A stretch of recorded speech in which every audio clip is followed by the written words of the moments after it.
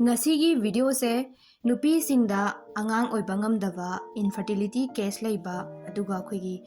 egg sing ovulation singda improve oinaba Angang Oiba Ngamnaba kanaba Chinjak sing khara yengminase aduga mathangda nupa singi sperm count singda kanaba piba Chinjak sing adugi amuk matang sabda semjarake 5 micronutrients Khoi Nupigi egg quality improve ohenbada kanaba Chinjak khara ahanbada omega 3 sisina Nupigi khoi egg quality marum Puthokpada yamna improve lehenba aduga khoi hormone production gumada su phajana thamba ngame reproductive organs se balance ohelaga thamba sina khoi angang oinabagi Mateng yamna Pangba aduga Oiba miyosing da su kanaba pi PCOS kumba laiba miyosing da su kanaba pi si chaba yai nupi singda yamna kanaba Chinjak ni akoina plant sources oina lauba haidi plant dagi phangba sing hairagadi omega 3 phangba sing se flaxseed aina hana video khara su hapuchagramne flaxseed duga chia seed kumba chabi yai nupi singda yam hena khanai atopa laina singda su dum overweight kumba oiba da su dum bijai aduga walnut sing su omega 3 yawe si ju nupi singda chaba da yamna kanai Next calcium yauba chaba yamna kanai akoigi angang oirakadaba fertility da darkar oiba hormone singse regulate tawra thamba fajana balance tawra thamba matamda calcium na yamna chawna mateng pangi ovulation singda aduga akoigi egg maturation marum singse mapung mare phanmada calcium na yamna achauba thaudang lawi duna calcium yauba Chinjak sing mana masing chin chabiba aduga maruina magi sources se sangom product degi phangi curd kumba yogurt degi cottage cheese buttermilk sangoma phamba kai kai leiba mayam sidegi ayamana phangi hainaragadi nomagi diet dum include tawbiba yai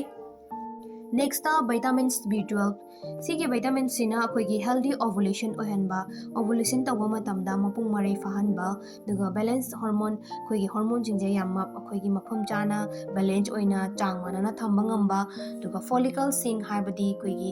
marum yauriba sex sing se fazana properly thamba ngame follicle sing se balance ohenba Vitamins B12 के sources ayambadi sangrom gi product oina phange atopasu phange maru oina sangrom gi milk and milk products sing da phange hainaragadi noma gi diet ta adum anira homla include tawraga chabiyo star iron city yamna kanai mana development and maturation of follicle habiti asagi angang gi marum yawgadaba follicle sing se yamna mature oiba mapung marai phahanba aduga khoi gi ovary sing habiba follicle sing da balance oiraga thamba aduga khoi premature fetus habdi angang mapung marai phaba ngamdaba low birth weight kumba oiba sigumba se handa hale mana mapung marai phabada yamna mateng chawna pangi aduna khoi premature fetus kumba se thoande handa hale Duna iron yauba Chinjak sing se maru oina simple khara panlabada green leafy vegetables hana dai shodum haijabadune aduga khoigi black raisin khoigi angurda amuba ma leibane dry oina su thokpani sigumba se chabi bayai aduga dates kumba chabi bayai si sing se nupi da sing yamna kanai diet include tawbiyo aroibada Chesberry Sigi Pambi se khoi side di fangde do resu kana basing khara Khangminasi hormone balancing hub sar su khangne masina fertility kumba yamna ngang oibada mateng pangba ngang oihanbada aduga khoigi menstrual cycle gumba phajana tawhale aduga ovulation sing phajana produce tawba phajana chala promote tawhanba haidare khoi side fangdraga su kana base khangjanbiyo Ngasigidi swaida lotionjarage next video matang chabada sperm count sing da chaba yaba kana basing amu hapjarake ngasigidi mayam thanks for watching